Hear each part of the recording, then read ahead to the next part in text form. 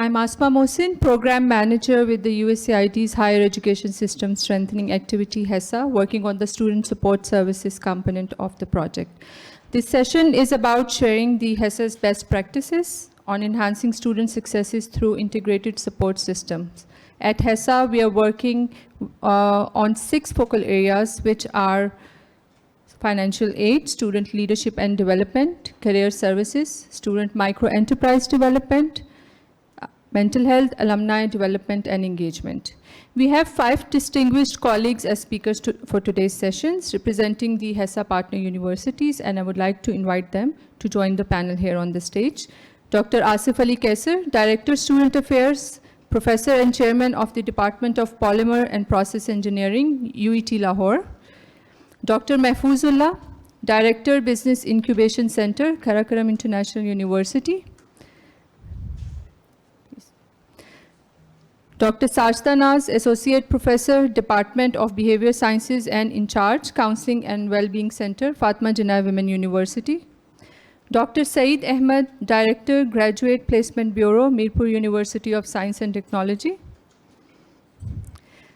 Mr. Mohammad Shiraz Tariq, Deputy Director, University Advancement Office, National University of Sciences and Technology.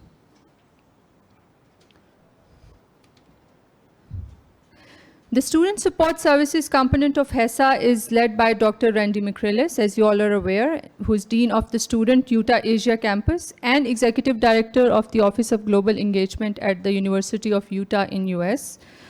With the support of Ms. Gwendolyn Schaefer, Assistant Director of the USAID program at the Institute of International Education in US. Dr. Randy McCrillis could not join us for this summit. However, I would like to share his welcome message for our respected colleagues we have been working with.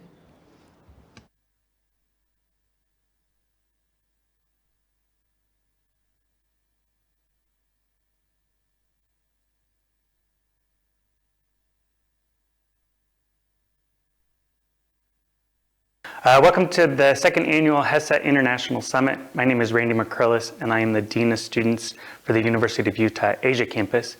And I'm also the lead for the Component C of the System Strengthening activity, where we are working primarily with student services professionals.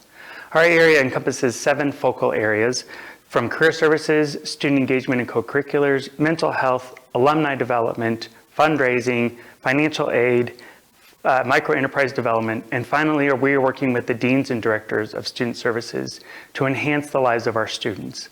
Our primary mission over the last several years is really to improve the employability of students in Pakistan. And we've done that through a variety of activities that have both been in-person, online, and one-on-one sessions. I want to thank you today for attending our session, and I really want to thank those individuals who are here as our speakers during the day, and I want to thank them for giving freely of their time, and I hope you enjoy our session. Thank you. To commence this session, I would like to invite our respected speaker to share your work at your HEI Student Affairs offices. As part of your presentation, please provide a quick overview of the student services at your university and specifically talk about your focal area of engagement with HESSA. And I would also request you to specifically highlight the changes or enhancement which have occurred in student services as a direct result of participating in HESSA trainings.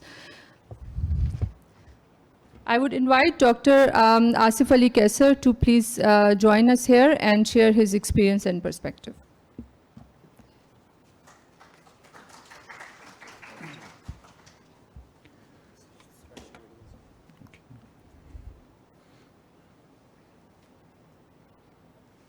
Bismillah ar-Rahman ar-Rahim.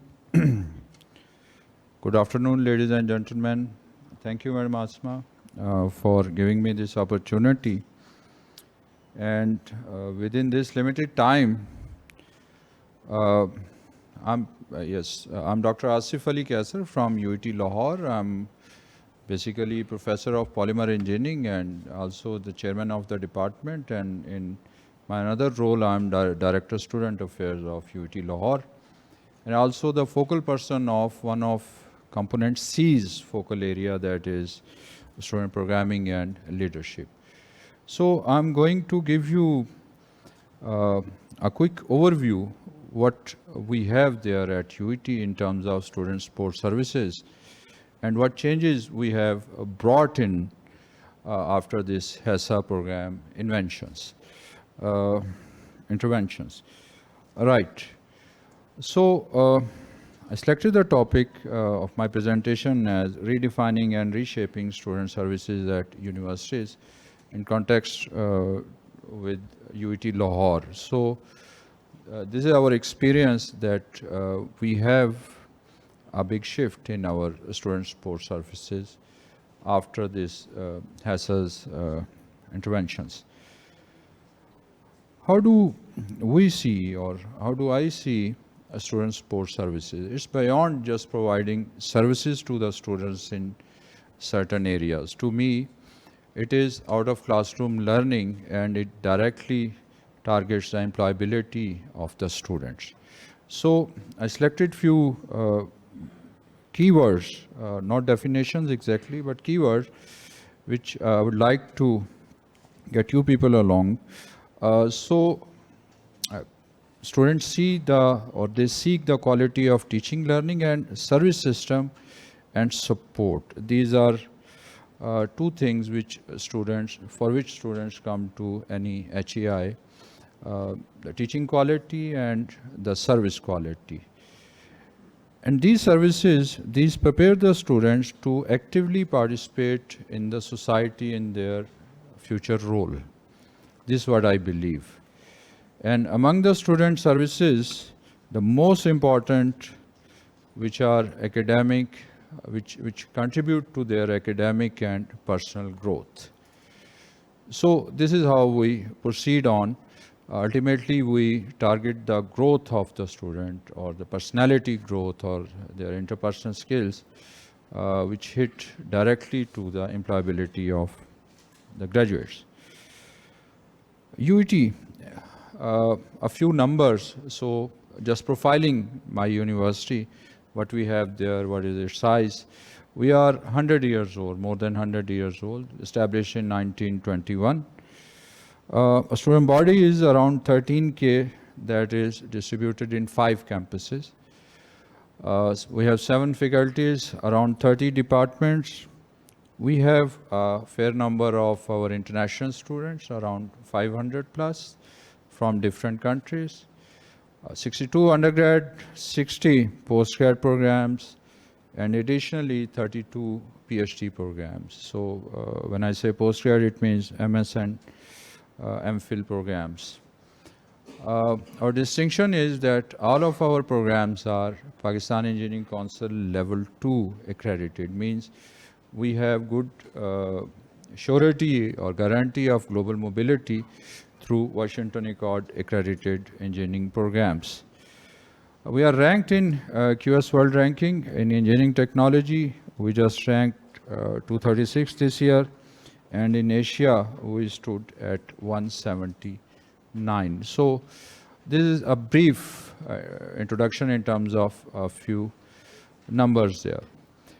We have multiple offices for student services, and Directorate of Student Affairs is there, that mainly organizes student societies and the events of these societies. So we have 30 plus societies, both in art and cultural domain and also in technical domains. So almost every department has its own technical society.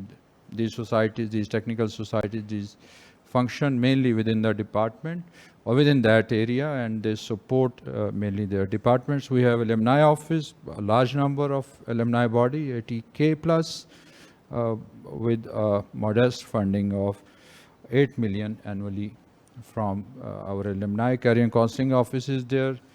It mainly organizes recruitment drives. Financial aid office is there. That distributes around 500 million rupees annually. And one of our signature profile is that more than 60% students of UET, these get scholarship or financial aid. In a way, we are serving to the community. We have mental health counselor and we have sports directorate. We have challenges in these student services.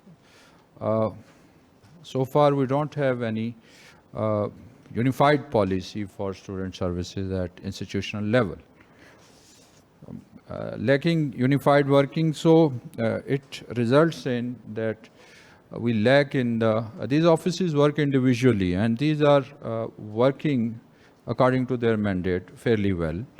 But as long as when we see the whole picture in holistic view, keeping in view the progress in the students' experience, good experience at the campus and their personality growth, we lack this unified working at coordination. Funding is always limited. Lack of trained staff, typical public sector structure that we have. Limited and discrete digitization. We have digitization in few of these offices. People submit online and they get notices through emails, but it's not in a unified way, or let me say, not all offices are not linked through LMS so far. And lack of commitment from higher administration and faculty, they do support us. But again, out of classroom learning is some sort of second priority, almost in all of our institutions. So same is there at UET. What are the suggestions? Ownership of this area at national level. Is student service a part of national higher education agenda at all or not? This is a question. So realization at the highest level, starting from maybe from HEC. How do they see the student service part? Universal structure of student service offices at universities. So HEC or HESSA can intervene, like they established, HEC established in all universities almost QECs or financial aid offices. So why not they give a policy and then implement it or get it implemented through HEIs for a unified student service sector. All activities to be coordinated under Dean or Director of Student Affairs from the appointment from the apex body. So it's not just, it should not be just a notification appointment. HESSA might also be facing the problem of changing faces in different sessions. So the solution is, if these are locked, these appointments are locked through governor or the apex body of the university, then sustainability can be ensured or can be there. Student services policy to be approved by similarly from the highest body of the university. And then comes HESSA. With all this, we have HESSA support and their intervention. So HESSA supported us in terms of trainings, in terms of courses on Canvas. These are marvelous resources. We learned a lot, especially when we benchmark with our partnering universities there. So my area is student programming and student leadership. Concept of experiential learning and reflection, these were new concepts to us. We used to organize events, lacking with learning component through experiential, and definitely lacking the reflection. What have we got out of these activities? Then benchmarking with partnering US universities. I visited US last year as DSA and saw their working of various offices there and learned a lot, learning from colleagues' experience. Within these 16 partnering universities in Pakistan, we usually discuss mainly our problems and challenges, but we do learn a lot. KPI achieved under HESSA program at UT. Policy document for student programming, so we established, drafted, and got it approved from Vice Chancellor.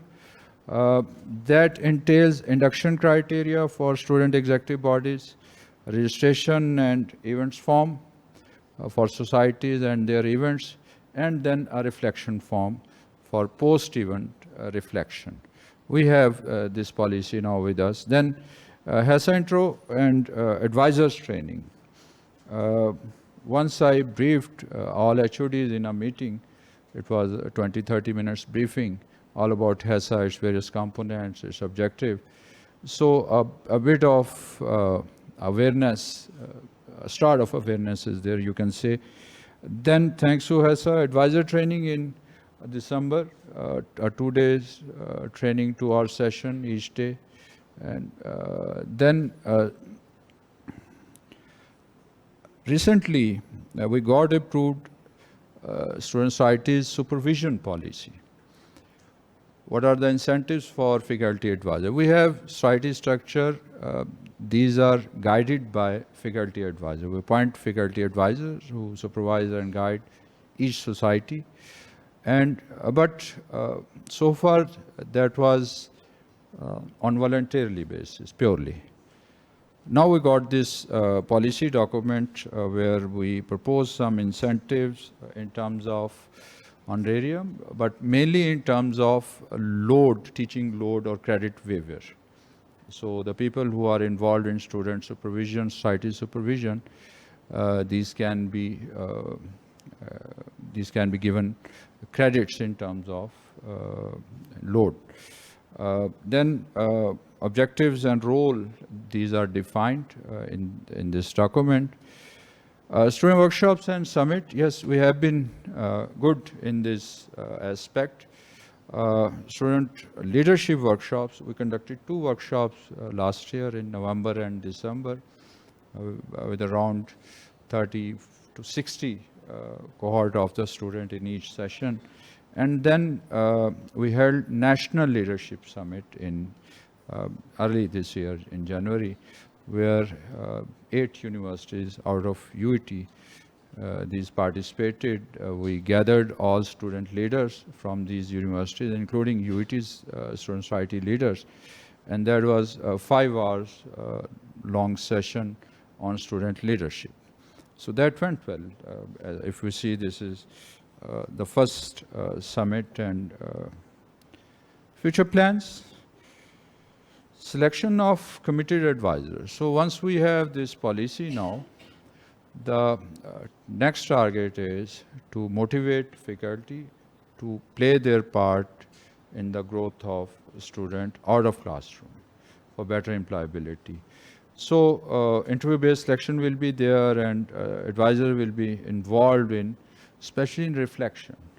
So they will set the objective of each event, and then they see how these objectives are met, keeping in view what the students have learned in terms of student leadership and other interpersonal skills, teamwork like this. Reflection-based activities, so this is a missing component in almost all of our universities.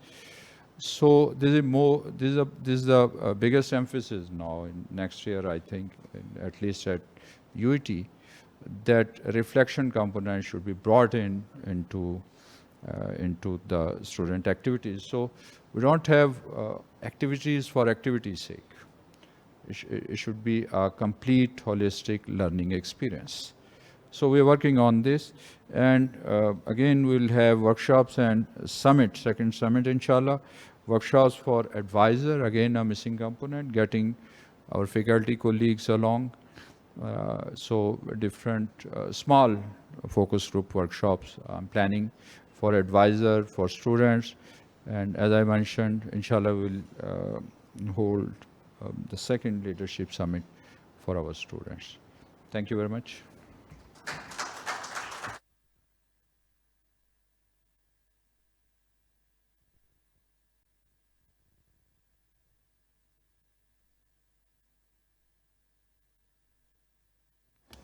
Thank you, Dr. Asif, for sharing your excellent initiatives for students. I would now like to invite Dr. Mahfuzullah from Karakoram International University to share his best practices and models on micro-enterprise development under the Business Incubation Center.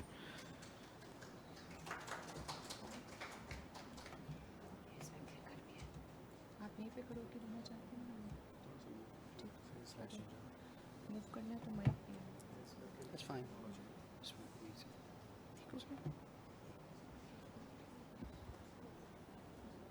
Bismillahirrahmanirrahim. Assalamu alaikum and a very warm good afternoon. Thank you, Ms. Asma, distinguished guests, our colleagues, fellow colleagues from the universities, and our fellow colleagues from the MED group especially. Thank you so very much for having me here. I am Mahfouzullah.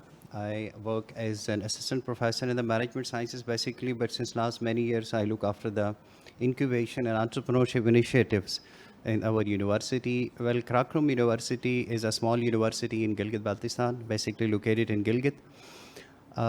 It's a very small university, like although we have a very unique geography and we are like quite far from the center, but we do share all the problems and the issues that the higher education sector is facing across Pakistan, and something are added up to whatever is happening in the rest of the country. We have some special and contextualized kind of issues, especially with respect to the market. There is no private sector existent over there, no industry at all. So we have to come up with the solutions for the employability of the students. And at the same time, if you compare the higher education ratios, they are, I think, competing with Punjab and Sindh. So that's something, a unique situation we are placed in. In this context, in this situation, I'm here to show what we have been doing with support from HESSA under this micro enterprise initiatives.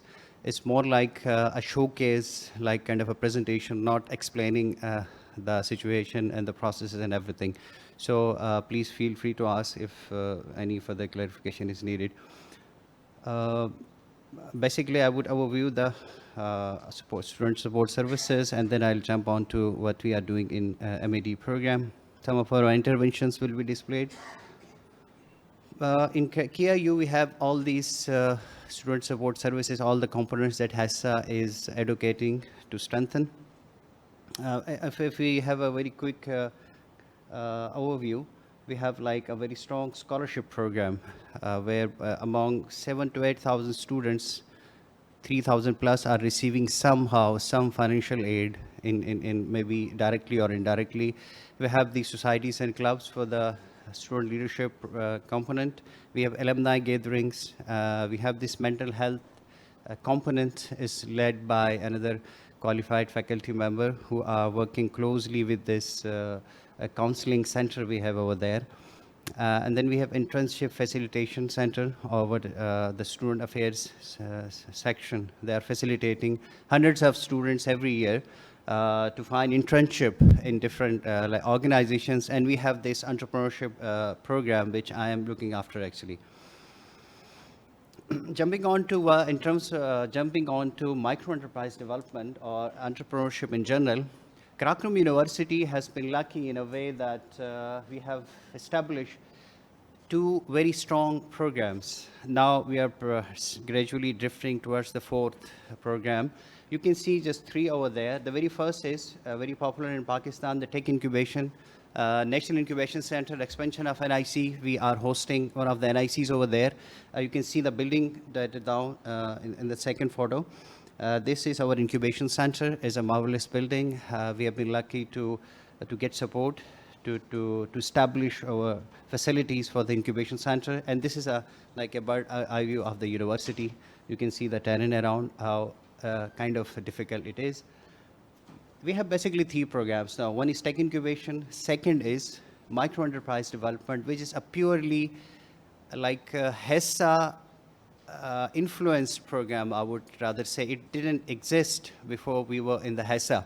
So once we had this understanding, our leadership understood what HESSA is trying to do in the universities, because basically the enterprise development model existent in the universities is the research commercialization sort of thing. That is very common. All of us are working under ORIC to see in the public sector universities that there would be a research that would be converted into innovation, and there would be a commercialization component towards the end of that. It is working maybe or may not be, but we haven't done anything like, you can say, the substantial are very much visible under that program. So, but it's going on. Somehow we are managing it. And then we have this micro enterprise, and how we are distinguishing micro enterprise from the other programs is very simple. In micro enterprise development program, we are not much focused, very much focused on this innovation kind of thing. It's more about if someone has an idea, it's doable, let's find a like market partner or some funding and help them to get to the market as quick as possible. This is, I will showcase an example that how we have been able to do that. And the third one is the Green Enterprise Development Program. It's just inaugurated. It's just a very unique kind of a program.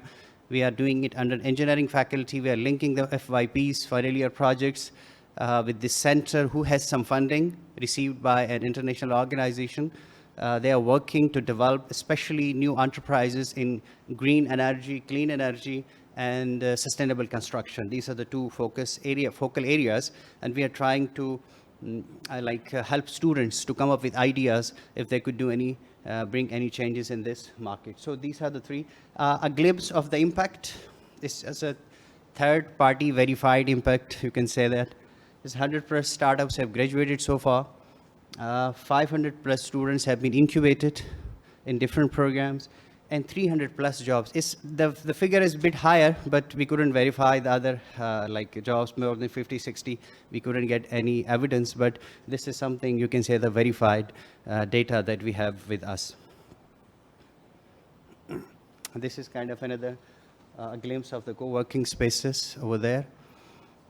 Quickly, one or two success stories that have really made their name in the local market. This lady, she got fame because she tried to benchmark the model of Airbnb in the context of Gilgit-Baltistan, and she secured like 50 million in funding from a local investor. This is something, now if we quickly jump onto, Micro Enterprise Development is a special program that we started in Incubation Center, as I mentioned. We are distinguishing it from the traditional or the existing incubation programs on actually two features. One is we are providing some micro grants to these startups with the help of the market partners or any donor kind of thing or any NGO, whoever comes to the front. We have recently graduated 8 startups under this program. I'll come to this slide later, but let me jump to and show that about how we have been able to strengthen this MAD program. What we do is basically we try to contact a local partner. What we did recently was a similar program working in the Gilgit-Baltistan. We had this understanding. We brought this program inside the university. It was very unusual for them to directly work with a university in an incubation center. We contacted with this management sciences department to help us with this training and all these sessions. We had these facilitators from these NGO kind of, so they helped us to strengthen and establish and design this MAD program for the first time in the university. So it was kind of a pilot at the very first. We graduated these 8 startups under this particularly MAD program. I'm not mentioning all the other startups, all the other incubation centers, other incubation programs that we are operating under the umbrella of incubation center. That is particularly the MAD program. All these startups, they received 3 lakh Pakistani rupees in cash to start their product. Almost like 5 of them are already in the market. 3 are a bit struggling. They received the funding. They couldn't survive initially in the market. We are trying to strengthen them again. But 5 of them, especially this FlexiPack, they are like in a profit in the first year of their operations. So this is something we proudly present that, and we are grateful to the HESSA to help us, add another valuable program to our incubation center. Now, quickly going back to this, these are the questions that I have been receiving from my fellow colleagues time and again, that how you have been able to do that. So what I see is very first thing we did was restructure the incubation center. We separated it from the ORIC. I used to be the director of ORIC initially. I gave one this position. I said, let's do it separately. And we established, structurally, we established BIC as an administrative unit head by a director reporting to the vice chancellor directly. That was really a turning point in the performance of this center. And this strategy that we added another incubation program, not only the entrepreneurship teaching or something, particularly a very much specific business incubator dedicated for MAD program. That was our strategy. We developed collaborations with 2 similar programs working in the area, and we received funding, we received training support and all that from them. And finally, integration. We have this entrepreneurship teaching, all the universities do that, but in that case, we came up with kind of a novel concept. We call it micro boot camps, not the thorough 3-day, 4-day boot camps. We curtailed it to the micro level where we only do sessions on business model canvas, BMC only. We go to all the departments, physics, chemistry, biology, 22 departments we have. We have these linkages with all these HODs, and our management sciences department is taking the lead in that. They go to all the departments, they help us to build the supply chain, actually all the value chain, that help us to invite more applications to our MAD program. And throughout that, we have this immense leadership support. For me, it would not have been possible without having this direct leadership support that helped us to establish this separate program with support from HESSA, of course. The HESSA trainings were there. Last year, we were in Indonesia to see the JEPRI program, how they have been able to do it in the universities, how to establish a micro-enterprise development program in the universities by visiting these universities and seeing what they were doing under direct enterprise development. That was really a unique experience. And in fact, immediately when we returned from Indonesia, I pitched this proposal, and within few months, we were able to start that. Some of the things, it's just showing how we are doing it in the classes.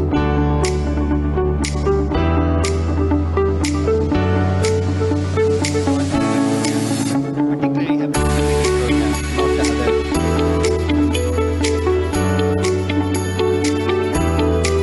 You see a lot of different faculty members from management sciences department are helping us to strengthen this program.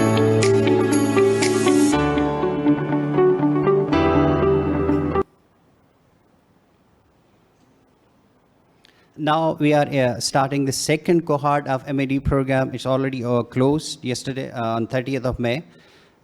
We have received till today 124 applications for this new MAD program that have applied to our program.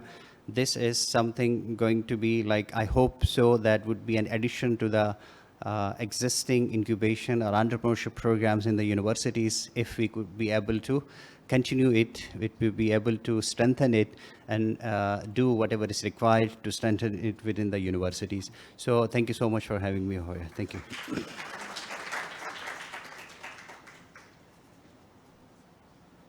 Initiative for students, a hope for their better future. Before I invite our next speaker, I would request our colleagues, so our team member is going to circulate the attendance sheet. In case you have signed already in the auditorium, no need to sign it again. Thank you. So I would now like to invite Dr. Sajda Naz for sharing her work and experiences as part of the mental health department of Fatma Jinnah Women University.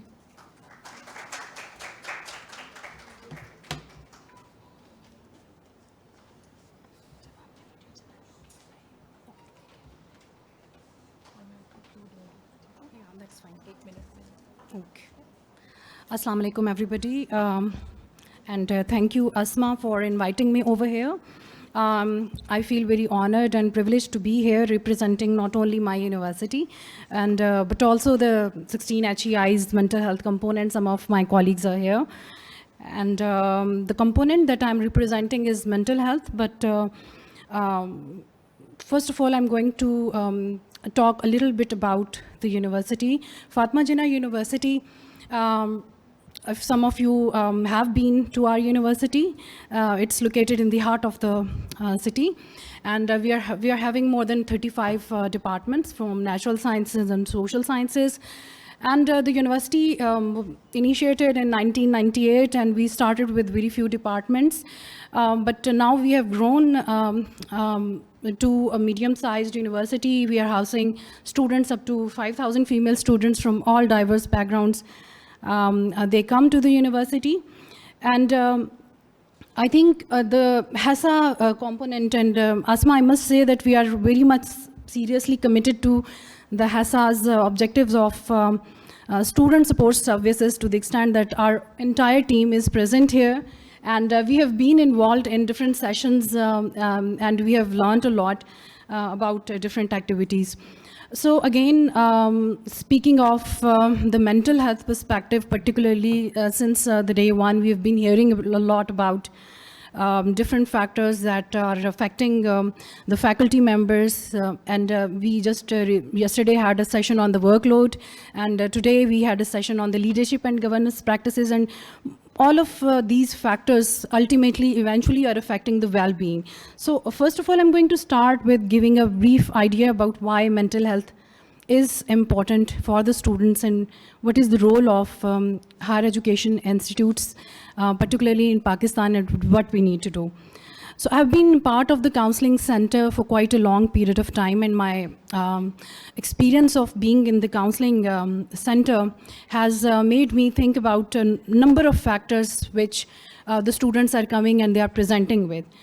So first of all, the factor that I believe is very important is about the students recognizing about what their purpose about them being in the university is. So these are some of the factors that I have kind of highlighted here. From commentary of privilege, I mean that people who are entering into the university, they are not entirely resourceful when it comes to the mental health services.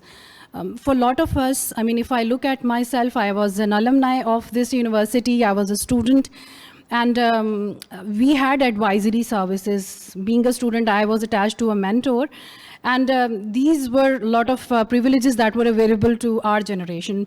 But for the generation now, I think there are different types of challenges, socioeconomic challenges.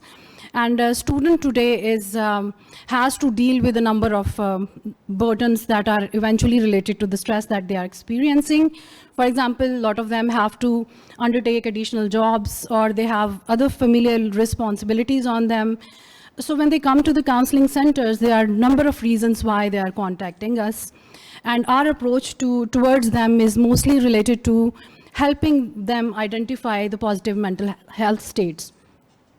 So another important factor that I believe is very important in terms of the student's success, because my colleagues have talked about importance of bringing up these entrepreneurial skills and innovative skills among the students, but these mental health difficulties can really be a great limitation for them to move ahead.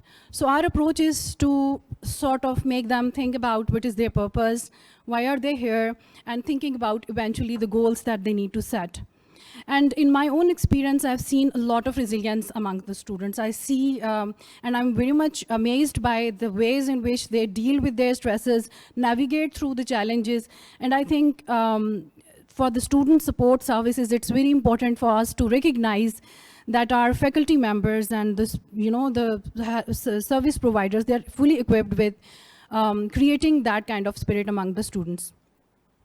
Now, here is a brief introduction about the Counseling and Wellness Center at our university. Again, just like several other universities, we are also understaffed. And I am also a teaching faculty, and as well as looking at different matters along with my colleagues in the counseling centers. But we are taking assistance from the clinical psychologists or interns or our students who are providing consultancy services to work in the center. Our services are free and they are short-term and confidential. It is open to the enrolled students, faculty, and staff. And the appointments are offered through online call and in person, and it is available throughout the work days. Other than that, here is a list of some of the things that we are offering mental health services. We are offering orientation presentations about counseling services regularly to our fresh students.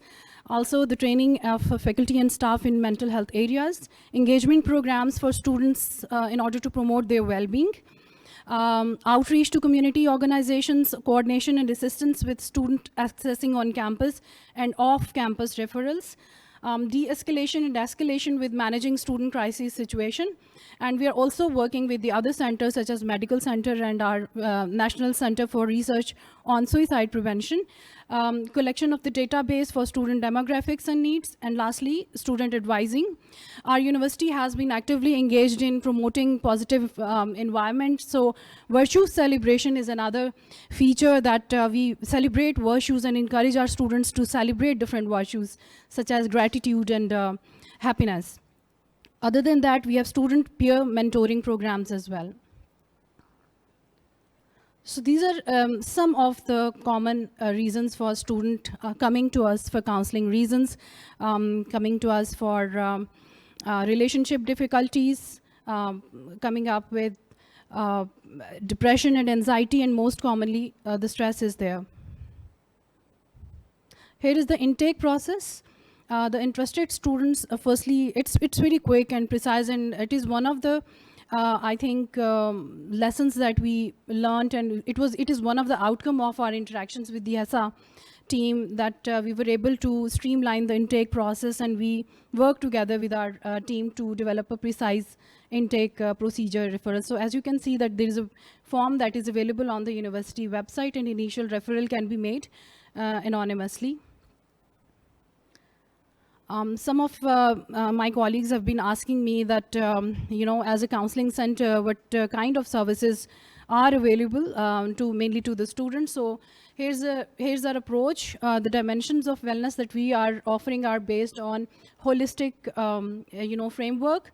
The services are student-centered. They are strength-based. And we are using short and brief treatment plans with our students to help them build up their skills. For example, mindfulness, meditation, and relaxation. So I'm going to speak very briefly about our journey with the HESSA. We have been part of the HESSA for 3 years now.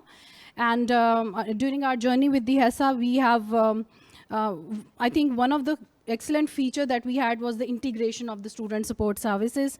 I think we were working in our own, domains previously, but now we are working as a team, integrating our services all together.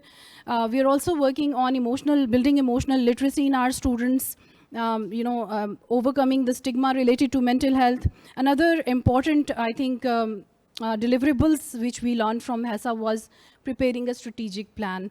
We learned how the strategic plan is relevant to our center. We developed the vision, mission, and developed a 5-year plan for our system to enhance the students' mental health services.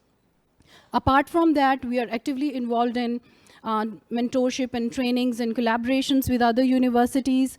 That is another feature that we have related to HESSA, that we are collaborating with other partner universities, and I'm quite thankful to our mentor, Professor Dr. Carey. I think she is a huge energy for us, and she has enabled us to, think about those ideas and practice them. So here's a list of some of the achievements that are related to the student support services mental health component. We were able to develop a strategic plan.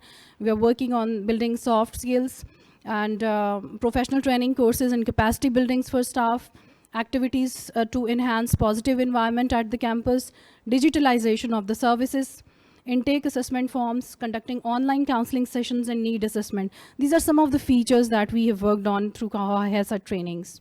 Here are some of the pictures of different activities that we have conducted over the period of time. And now I'm going to share a short video to you towards this end.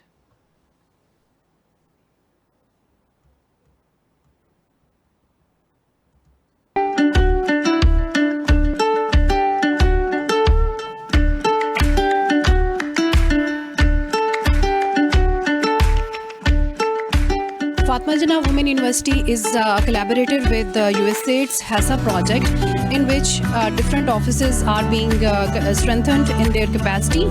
And we are here talking about how our offices, how our staff, administrators, and teachers need to be sensitized about different counseling skills.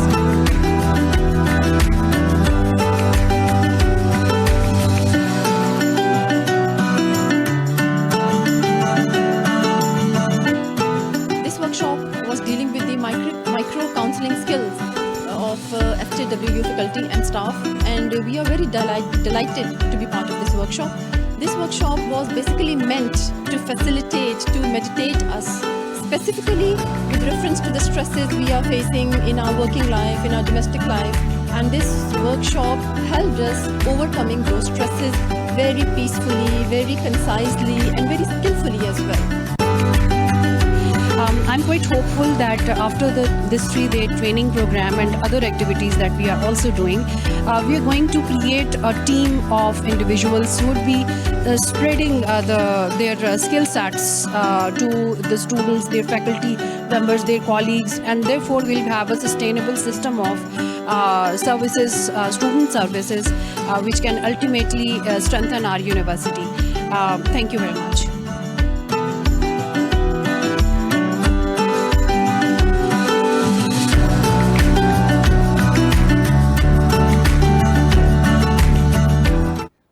This particular video is talking about the micro counseling skills, and I think recently we had an entire event that in which our student support services they sort of carried out different activities to enhance them.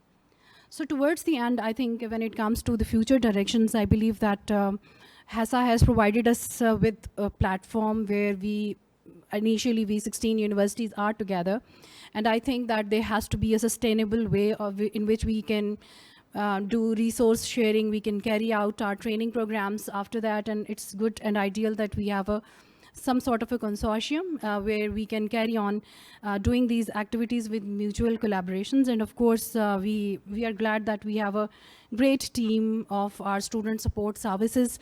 I think and I believe in cascading of these trainings to the other individuals. So I believe that we'll have more individuals who are trained in basic counseling skills or mental health skills. So more faculty who is mentally healthy will be able to offer a better advice for their students. Thank you very much for your time. And this is lastly a quote that it is during our darkest moments that we must focus to see the light. And as teachers and as administrators, I think it's our responsibility to bring the other people, especially the students, for example, out of their dark moments into the light. Thank you. Excellent presentation, Dr. Sarda. Thank you so much for sharing your best practices and programs for student, faculty, and administrative staff. We have much to learn from each other indeed. I would now like to invite Dr. Saeed-Ahmed to please talk about career services focal area and his successful initiatives and activities as part of the Student Career Center at Mirpur University of Science and Technology.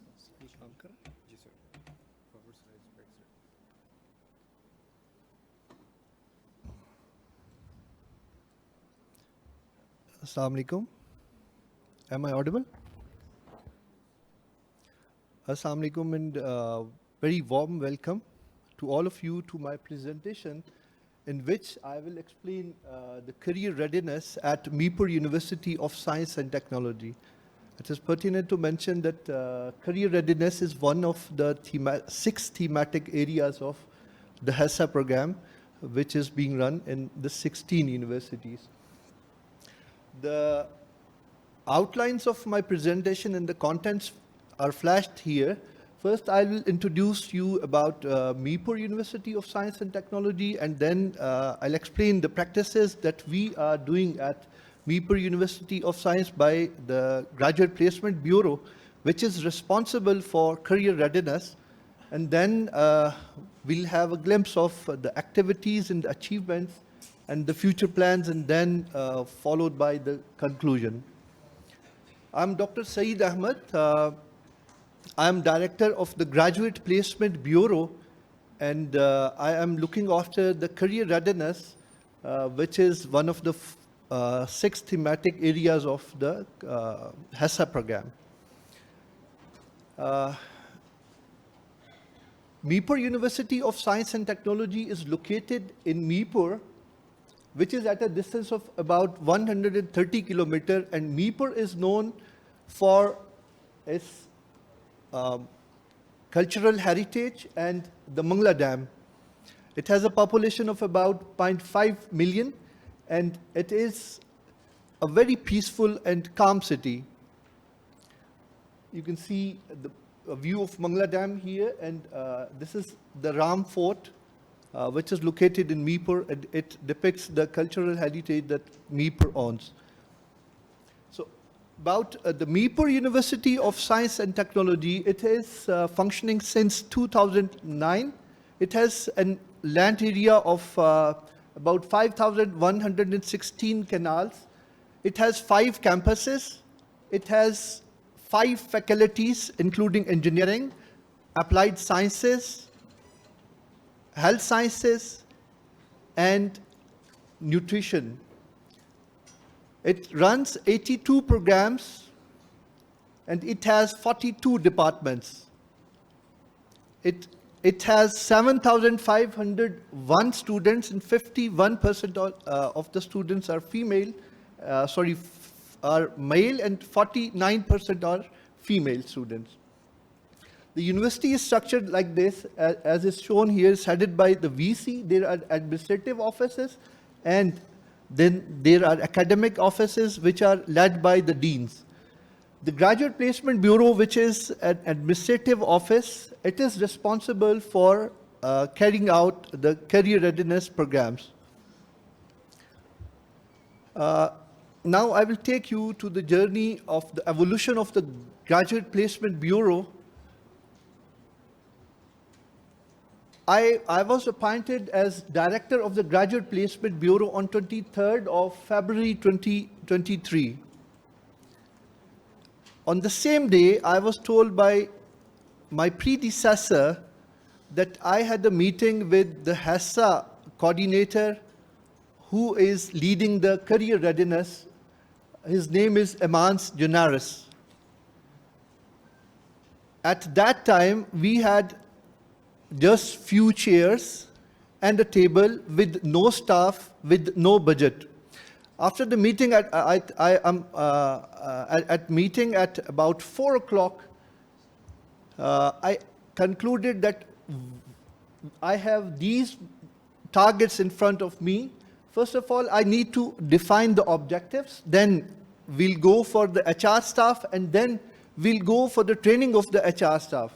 So what we did, we approached the management and we proceeded for the HR staff after defining the objectives. And once we have this staff over there, we went for the liaison officers in all the departments in which these liaison officers are responsible for collaborating between the department and the Graduate Placement Bureau. Then there was another problem, that who is going to conduct the programs? We had no budget and we had no resources at all. We gathered all the student societies that are present in Meepur University of Science and Technology, and with the coordination with the Department of Student Affairs, we made an event management team. And this event management team, which comprises of the volunteers from the different societies, they are responsible for managing all the events that the GPB, the Graduate Placement Bureau, designs. Once we have the HR staff and we have the objectives defined, our next target was to go for the training of the staff. Again, the HESSA came to help us out, and they presented a canvas-based course to us, and that course carries a lot of objectives and a lot of training in that course. So we started from career coaching basics, and then we went for coaching processes. We learned the career theories. We went for the coaching strategies, and we completed all these modules. As for today, 3 members of our staff has completed all these modules, and we are now having a trained staff on these areas. After this, we went to the summit, the annual summit of the HESSA in June 2023, where we had an interaction with Emans. and we learned with face-to-face interaction about the career readiness, about brain-based career development, about the leadership coaching, and equipped with all these techniques and the strategies, we started our work. The first thing we did was to design a career readiness and soft skill-based course which covered these three areas. We defined how to develop the communication skills in our students. We defined a complete structure for teamwork and leadership, and then we defined a complete structure for work ethics. This is a complete program which comprises of 3 modules, and we selected the final year students which are being passed out to undergo through these programs. And all the students from 2019 and 2023 batch, they have gone through this comprehensive training of 1 week, and they are more capable to present themselves to the job market. I'll shortly explain the achievements and the activities which we have done in the last year.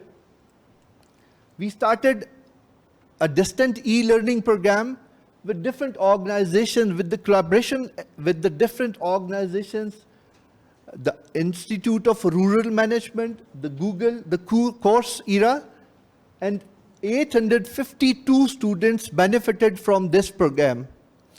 This figure is not the figure of the registered student, but this is the figure of the students who completed their courses and got the certificates.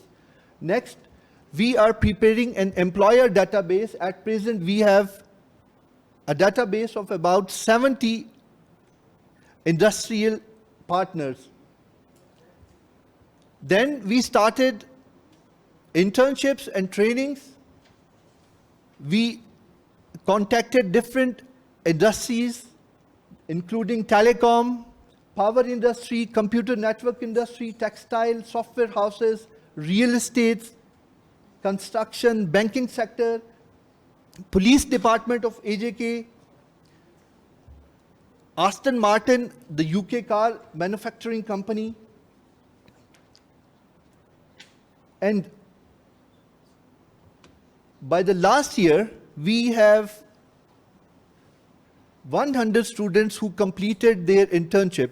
This is not a small figure if we talk of the Meerpur city, which is a very small city, and there is no industry or very little industry over there.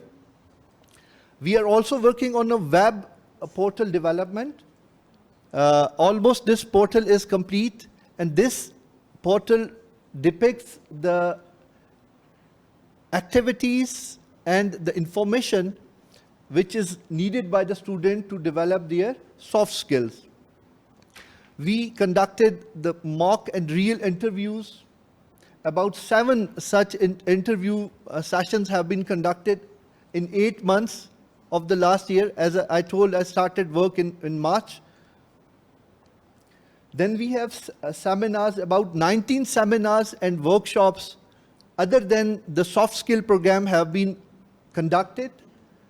Then we went for the MOUs with different organizations to develop the soft skills and improve the career readiness of our students. Up till now, we have signed 7 MOUs with different organizations. One of the most important thing which we did in the last year, it was the implementation of the internship policy. This policy is a part of HEC Education Policy 2023. We started working on this policy in 3 tiers. In the first tier, we drafted an internship policy, and we got the approval from the academic council. This was one of the big milestones that we achieved. And then in the next tier, we involved the faculty, the senior faculty from various departments to design a course, a credited course. This course actually is of 3 credit hours, and this course is being designed for all the faculties by the senior members. So this work is in progress. After the designing of the scheme of studies, we'll go to the next tier in which the controller examination will be involved, and each internship will be credited and it will be gauged. So this is one of the very fundamental work which we did in incorporating the internship in the calendar of the university. Our future plans include implementation of must internship policy. We plan to conduct a job fair. For this purpose, we are engaging the employees, alumni, and other sponsors.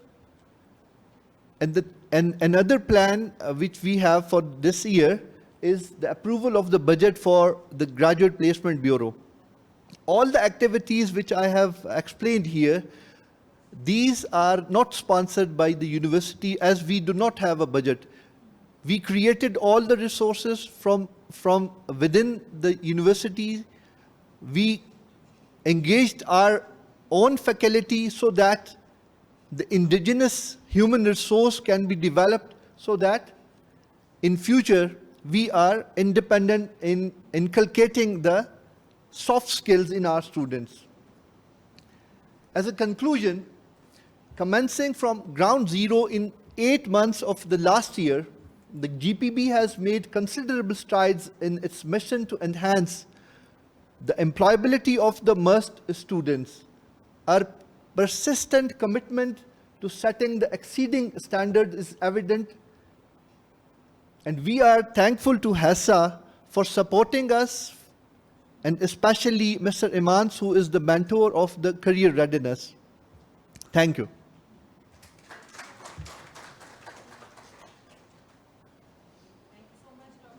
For sharing your excellent work and initiatives. Congratulations indeed. I would now like to request Mr. Mohammad Shiraz to share his experiences on financial aid as part of the University Advancement Office at NUST.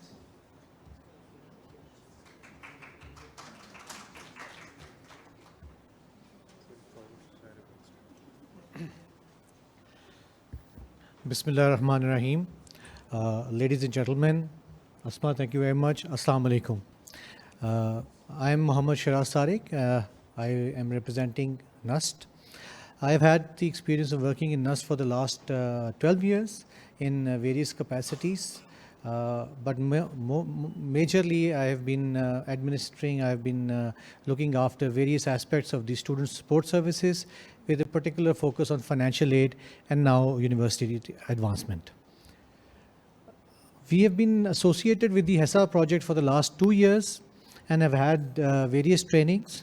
I have been associated with HESSA for the training in one of the thematic areas, which is financial aid, that covers financial aid and fundraising. I'll be sharing with you the experiences that we have had at HESSA and how that has enabled us to support services, student services across in NUST. To give you an overview of the student services, we have around 18,000 enrolled students who are studying in 19 constituent institutions which are spread all over Pakistan, and we have 41 clubs and societies amongst these populace. Resources available to our students are the admission and the financial aid portal. Financial aid portal has been introduced recently. I'll be talking more upon that. We have the campus management system, the learning management system, webmail, library portal, alumni portal, and a student handbook which is available for the students. The offices and services which are dedicated towards the student services are the Admission Directorate, Student Affairs Directorate, Career Development Center, Placement Office, Financial Aid Office, Administration Directorate, Registrar Directorate, Counseling and Career Advisory, and Professional Development. Role of the Student Affairs Directorate is conducting of the familiarization visits of students to various areas of NUST, facilitating students and assisting them by an established help desk, inland visits of different organizations, visitors to NUST, foreign visits abroad, which are co-curricular activities, high achiever ceremony, NUST summer school, and orientation of fresh batch of undergraduate students, NUST Olympiad, Lepel Award Ceremony, Facilitation Center for Special Students, and monitoring the NUST Food Bank. These are the few mega events which the Student Affairs Directorate is undertaking, starting with the NUST Orientation Week. I believe it is a new initiative that has been introduced in the last 3 years, probably. 3 years. And it is one of the very useful activity that we have undertaken, in which all the new students are invited to our central forums, and they are given the education, they are given the awareness on different policies of NUST, the ecosystem, the academic briefings. So this has proved to be very helpful for the students, because people are coming in from various areas of Pakistan. So they need to be familiarized with the departments, with the culture, with the rules and regulations. So this particular activity has yielded good results. NUST Olympiad is another mega event, which is a platform for multi-talented students and NUST and from the universities across the country to come together to organize as well as participate in a variety of competitions ranging from science, technology, literature, adventure, entrepreneurship, music, media, and sports. It is a signature event of NUST. Similarly, another signature event is the National Science Bee, and we have recently done the 10th edition. National Literary Festival. It has been the 4th edition. Now I come to the role of the Career Development Center. As one of my colleagues was mentioning, that student services is not only limited to what happens within the campus. We have to equip the students right from day one when they enter the campus till the time that they are on campus, that they graduate, and afterwards as well. To make them ready for the market, we have our Career Development Center, which facilitates the acquisition of skills that are strategically aligned with demands of the market and industries. CDC introduces latest soft skills programs with custom designed workshop and trainings through corporate partners. And our trainers are highly specialized to align UG with newest trends. It is the soft skill development program is two-phased. First phase imparts 9 sets of skills, and the second phase comprises of 12 specialized workshops that make our students ready for the market. Then is our placement office, and we are offering various services to our industry through our placement office, which include the on-campus online recruitment drives. We are offering them recruitment tests, recruitment interviews, business plan competitions, job fairs, career talk series, and an array of other opportunities through our placement office.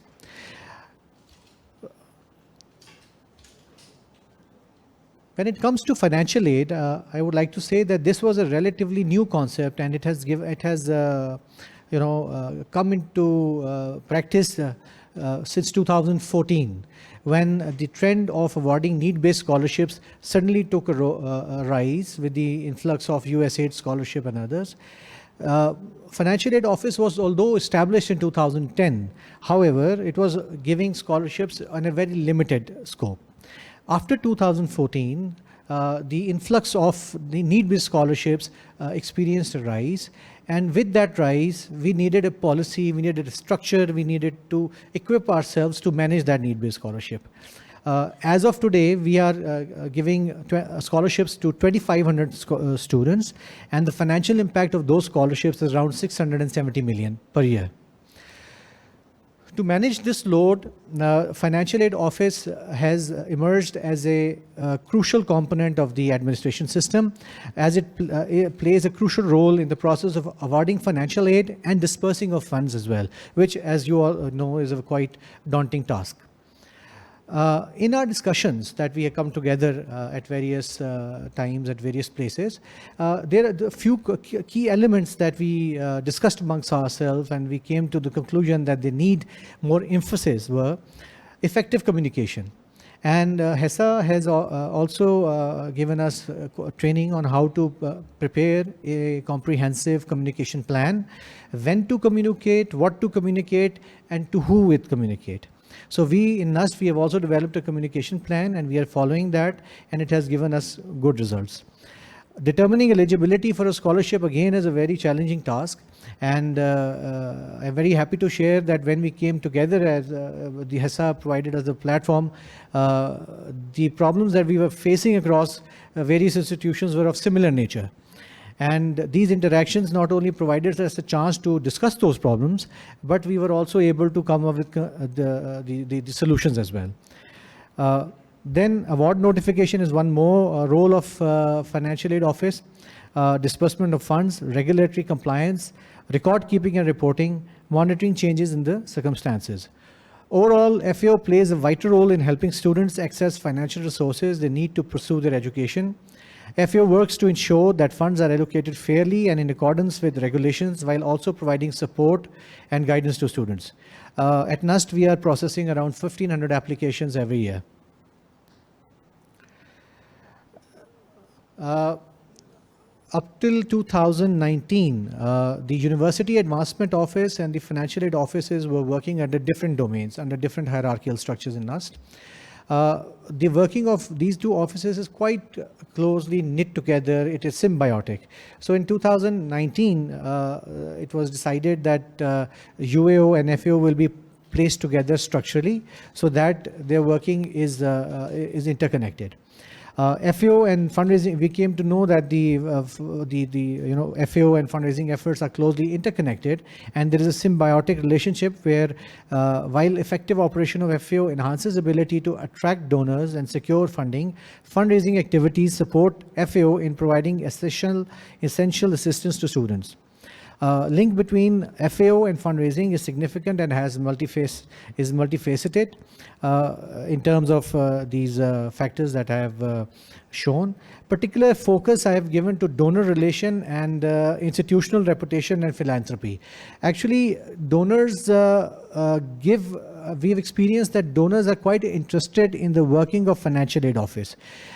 They are quite interested in how we are giving scholarship, the method of selecting students, the method of releasing funds, reporting and compliance.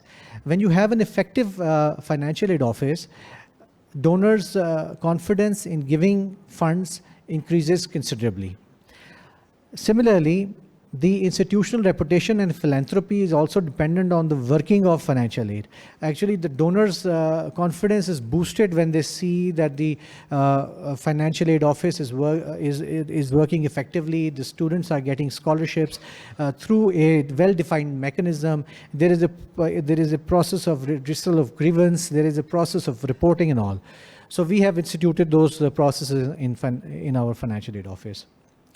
The challenges that we have faced with respect to scholarship award are again the limited funding, and especially with the current inflation and the economy, the position of economy, people are quite hard pressed. The government support has squeezed, so we have also faced this challenge of arranging funds. The complexity of applications. As you all know, that there are various organizations who are giving scholarships, and at times all these organizations require that the student fill their own application forms, which is a kind of a complication for us. Equity and fairness, administrative burden, retention of recipients, stewardship and accountability, compliance and regulations, and evaluation and impact assessment. While all these challenges presented themselves in front of us, the training that we got from HESSA allowed us to address these challenges through improved planning, effective communication, collaboration among stakeholders, which included students, donors, faculty, and staff. By proactively addressing these challenges, FAO experienced improvement in scholarship award process and was also able to extend better support to students in achieving their goals.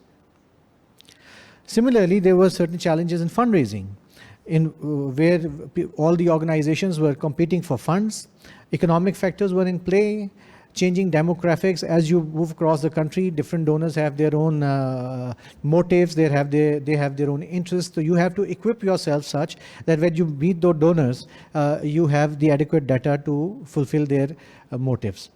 Lack of awareness, both at internal stakeholders and external stakeholders.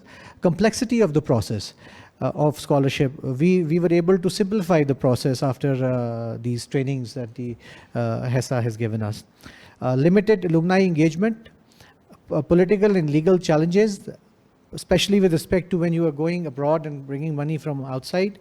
Matching funds, and perception of endowment size. This one particular point is where you might all know that NUST was given quite a big gift from a international donor, and it was quite talk of the town, which presented a challenge for us as well, because when we went to the donors asking for more, they were telling us that why you need money. You have, at one hand you have the military at your back, and on the other hand you have this international donor. Your problems are solved. But the reality was quite different, so we had quite big challenge in convincing them to give us money. So training that HESSA gave us helped us to adopt a multifaceted approach to address these issues. We had a targeted outreach. We were able to improve our donor stewardship and transparent communication, cultivating a culture of philanthropy within the university community. I'll be showing you a few initiatives that we have taken in this regard, and fostering strong relationship with donors can help overcome these obstacles. So the improvements that we have made in our student services with particular focus on financial aid are the enhanced strategies. Actually, as I mentioned that the Financial Aid Office was working since 2010, we had our own policies. University Advancement Office had its own policies, but we were working separately. By the structural integration of these two offices, we were able to revise those policies in a way that both our offices' works were interconnected, and we were able to synergize the efforts of both the offices in an attempt to facilitate more students and get more funding. So those policies included donor cultivation, stewardship, and engagement techniques. Targeted messaging, we improved our the marketing strategies, the things that we used to do, how to reach our donors, how to say a story of a student as well. Expanded donor pool, data-driven decision making, professional development, and we also had innovative approaches. But due to the paucity of time, I'll just skim through a few slides. These are a few initiatives that we have taken. The entire fundraising effort that we are doing in NUST is under the umbrella of the NEED initiative. We have developed our own initiative, its own emblem, its own identity. All the initiatives that we are taking are under this umbrella. As we learned that philanthropy is not only money. Philanthropy can be in any form, particularly time, talent, or treasure. This was our first ever student volunteer campaign that we launched in April 24, and we have been able to achieve a membership of 150 active students. And these students may not have given us any money, but the kind of support that they are giving us, the connections that they are giving us, the culture that they are inducing in the institutions has been hugely beneficial for us in raising funds. Then we had our annual Global Zakat campaign, in which we not only by the name of Al-Masaid, of course, we visited all the regions of Pakistan. And as a result of that, we raised 72 million rupees, and 250 students were benefited through this campaign. Then we had cause-based campaigns in which we try to include the internal stakeholders of the university as well. And cricket season was up, so we introduced a initiative by the name of Cricket for Cause, and it was a hugely successful campaign in which the institutions, the faculty, the students, the staff, even I also played for my directorate's team, and we all came together under with the aim of playing cricket, but at the back we had this mission in mind, and we were able to help 300 students. Other fronts, we outreach to Chamber of Commerce and Industries in Karachi, Gujranwala, Chakwal. This was a new initiative in which we engaged the district administrations, and we got a very good response from there. They helped us engage with the industry partners, and this was a very good avenue to explore. And then we went throughout the country to ask for funds. Major planned gifts that we got, just to mention $9 million, which was kind of a problem for us.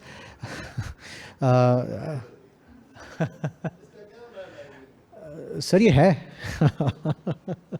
Other things that our ex-rector, General Asghar, also contributed $45 million in memory of his beloved son. And he made a endowment fund for NBS. Other endowments that we were able to raise were from our USI alumni, which was $45 million. Our partners in UAE, $29 million. From Quetta, we got $27 million. And from another partner, this was a big gift by $25 million. So various efforts. To summarize the efforts, So to summarize all the performance in stats, we experienced that the overall fundraising raised by 15.78% in 2023, despite the economic crisis, despite all the challenges that we were facing. And as you can see that the increase was in endowment fund. So we raised $276.83 million in 2023. Since it was an achievement, we also had a donor stewardship and recognition event in which we honored all the donors by giving them a recognition dinner, by honoring them with the awards. This was also a very good feature in which donors participated quite well, and we also gave them their reports on this event. To summarize the initiatives, we did the structural integration of Financial Aid Office, NUST Trust Fund, and University Advancement Office. We revamped our scholarship policies. And with respect to fundraising, I've already said quite a lot on that. So that's it. Thank you very much.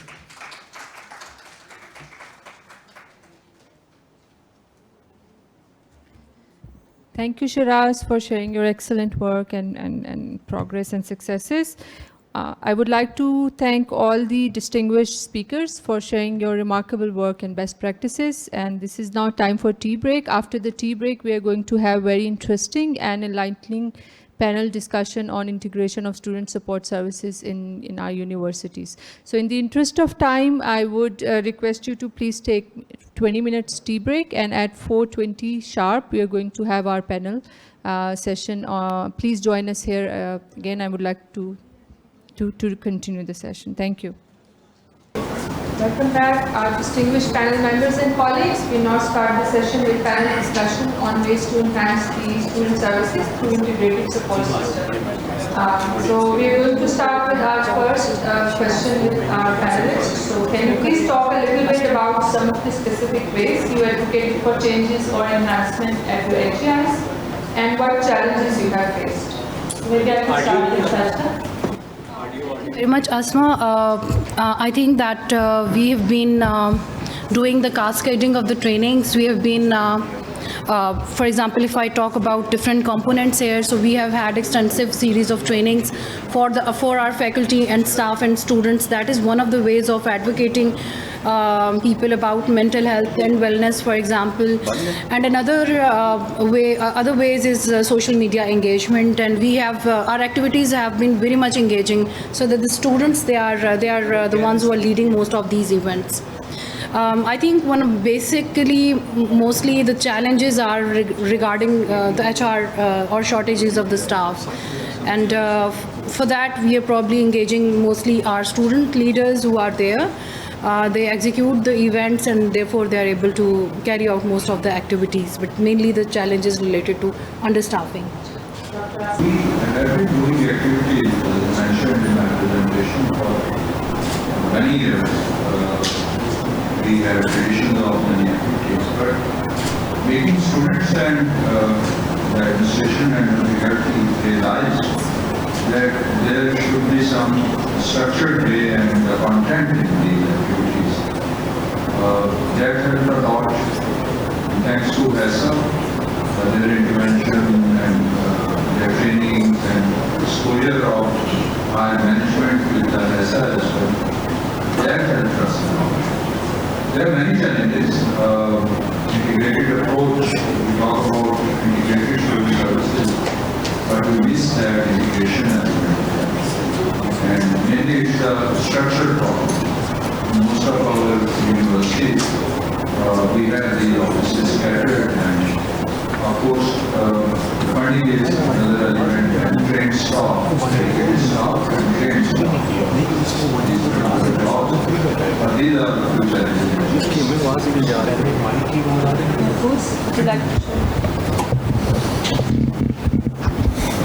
Very recently, like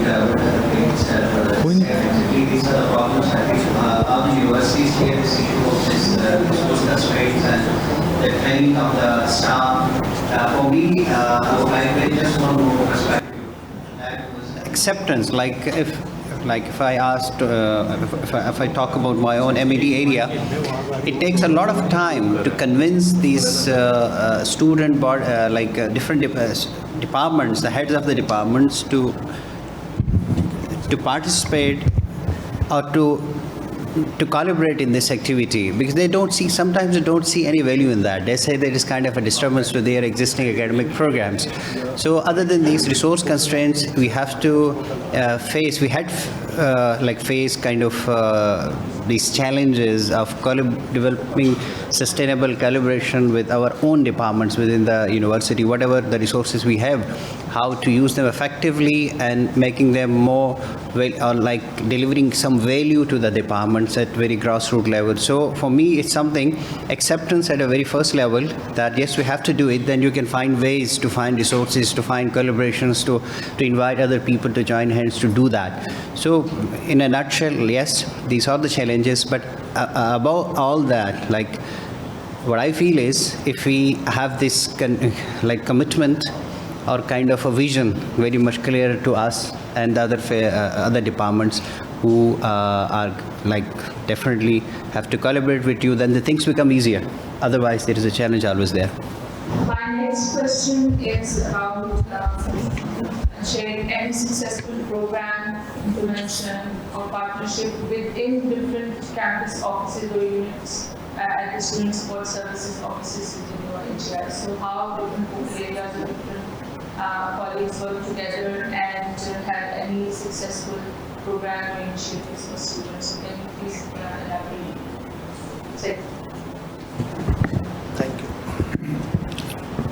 Thank you, Asma. As I'm looking after the career readiness, so I will talk about that. The main objective of the career readiness is to introduce and present our students to the industry. So we collaborated with the alumni section of the HESSA, and we succeeded in securing the internships and the jobs and the placements with the collaboration within the HESSA thematic areas. Another important thing that we got benefit from that is the integration of the student societies for conducting the programs. We included all the societies, and they became the volunteers, and we transformed them into an event management team. So all the events that we are conducting, they are being managed by the student societies. Another important area is that we had lack of resources. For example, we couldn't invite the resource person from outside due to lack of financial and inadequate funding. So we asked our faculty, and the faculty became the resource person. So with the collaboration of the areas, the 6 thematic areas, we are conducting our programs. Thank you. Thank you very much. I think, as I've mentioned in the presentation as well, that we are working as an integrated team now, and most of the services that were being provided in their isolations, we are now integrating with each other. So recently we had a mega event in which We conducted training workshops and events for the students to display their business ideas and plans, and that activity was held in the last month. Moreover, we are focusing in context of the focal area that I'm working on, which is mental health and well-being. We have been trying to identify the different faculty members from within different departments who are already serving in the mentorship or advising positions. So we have started identifying them, and we are providing them with the training in micro counseling skills. So we have a number of individuals who are trained in those basic skills, and they can probably provide advising and counseling. Other than that, we at the counseling center have signed MOUs with the local hospitals, so that we have the consultancy and the expertise available for the students if they are having any mental health issue.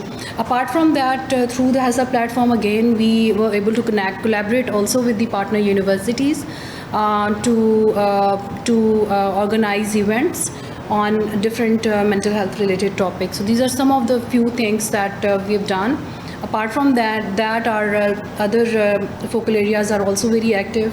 For example, the student affairs offices, they have got their different clubs in place, and the policy is in place, and I'm sure that most of these student societies, they're going to contribute much towards empowering leadership skills to our students. Thank you. So can you please share what ways your involvement in HESSA impacts the lives of students? So I would like to have Dr. Asif explain. Yeah, it's concept changing level. Now we use various terms we never used before. Set of change, mindset change, should I say, and thus abilities and mentoring that we have been through, and the sustainable element. It is more valuable than direct effect that we have.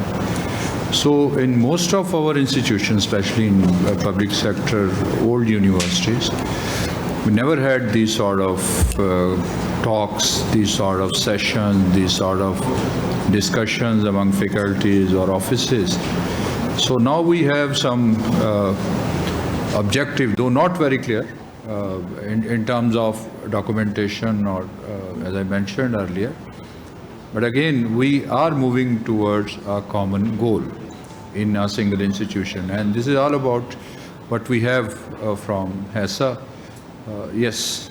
While the universities were doing these kind of things already, but the things were not integrated for me. Like what I saw in my university was a lot of things were happening already.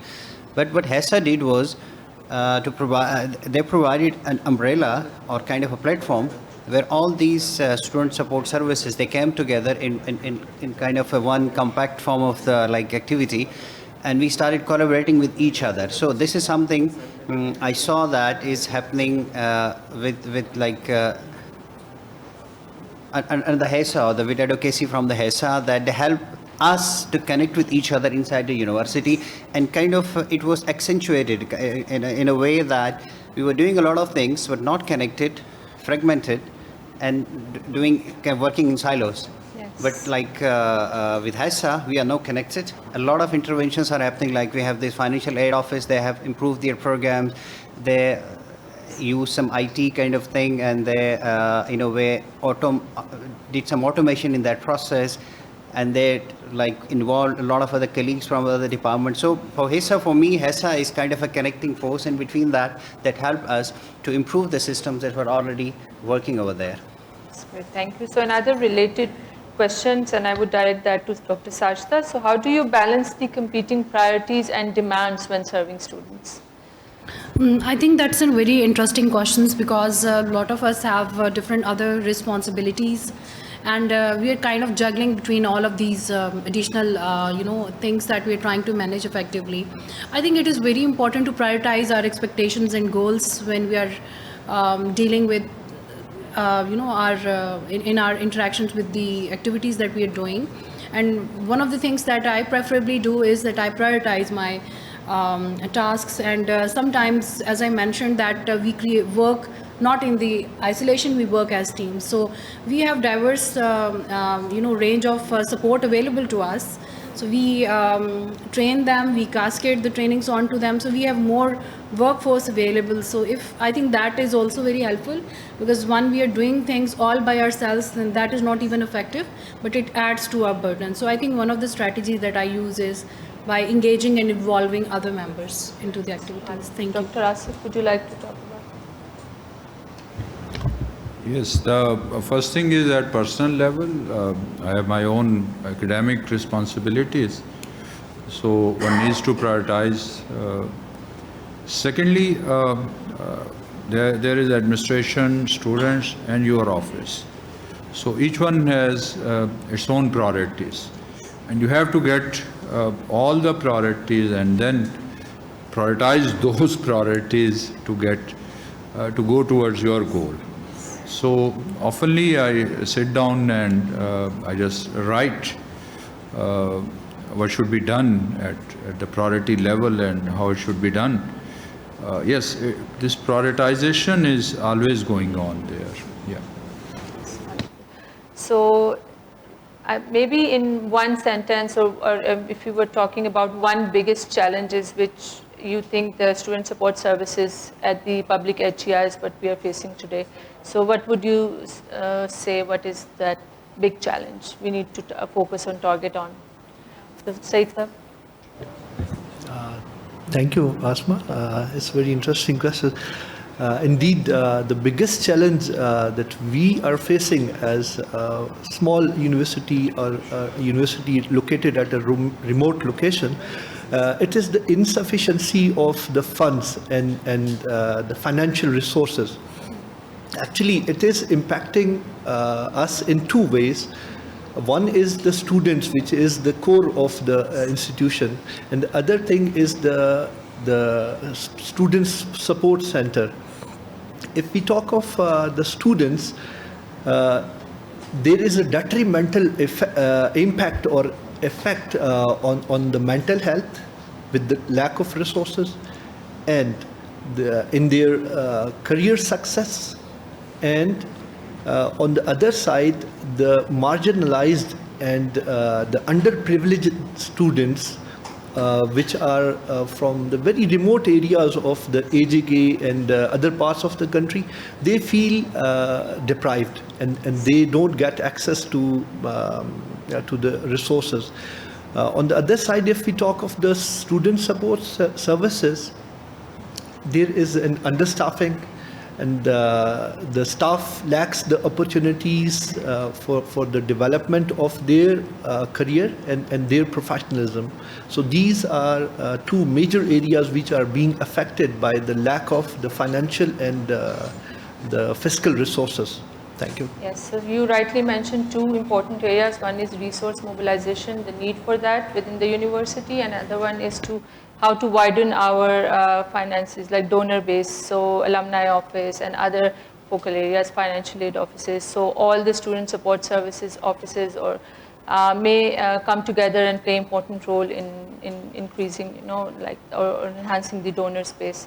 So anyone else would like to contribute for the biggest challenge?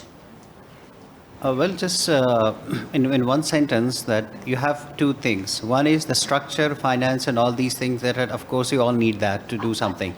But the equal weight, I would say, is placed on the willingness and to adopt a strategy that helps you to come up with solutions. We all know that we cannot have this much money overnight. We know that we cannot provide us with the structure and all the stuff that is ideal condition that we see in our universities abroad or from where we were graduated. Yes, there is a very much clear, distinguished or structured way of doing all these things. We have been beneficiaries of the system.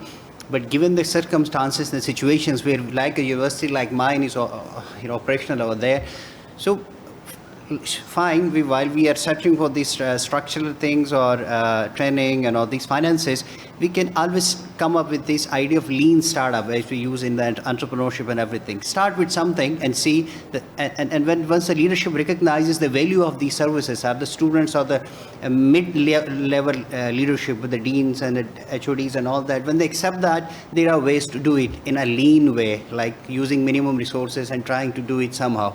This is something I think I've learned over the period of time. Thank you. So, yes.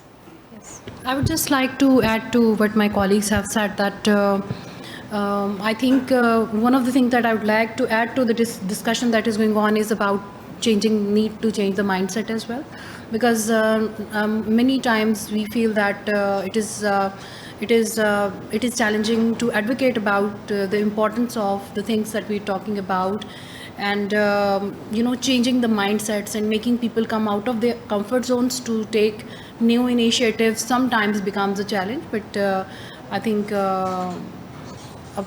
apart from that, I think several of our student services offices are understaffed, and many a times they are people who are serving there have added responsibilities. So if we have some dedicated staff in those offices, can make the initiatives more sustainable, in my opinion.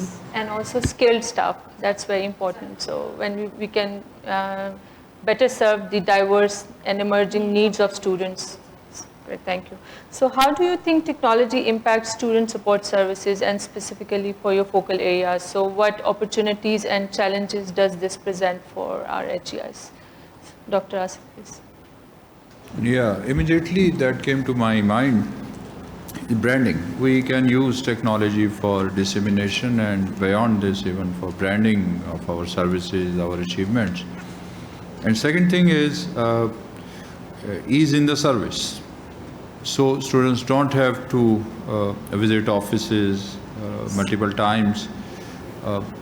They may have everything on available online, and each communication can be done through emails and some other digital media. So we can have a lot of change if we incorporate technology into letter and spirit. Yes. Yes, Mahfouz, would you like to share? For me, it's like with IT, three things. One is to have these databases, to develop this automation, and I don't know which kind of AI we can use at this level to automate the whole process. Well, when there is an IT in the system, it's more automation.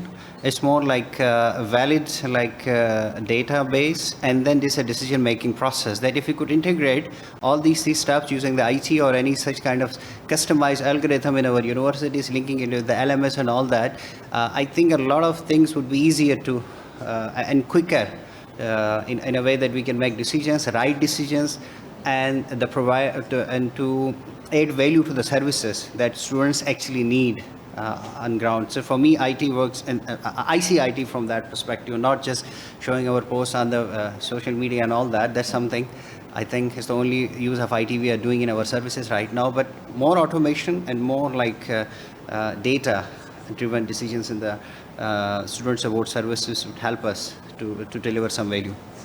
That's great. So I would like to have your perspective, so all panel members, so please share, how do you see student services in Pakistan evolving over the next 5 to 10 years, and maybe technology may also play a crucial role in this evolution. So what trends do you think will drive this evolution? Yes.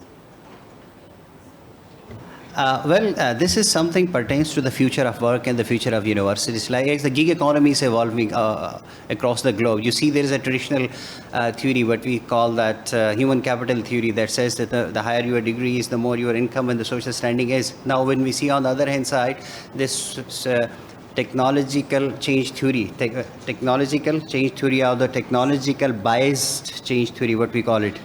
So that is totally changing the scenario. We're drifting towards, there is a demand for the skills and a holistic development of the personalities in the university. So definitely you have to pay attention for these aspects. We are just spending nowadays, I think, 99.9% of our budget on producing the graduates with traditional degrees and all that.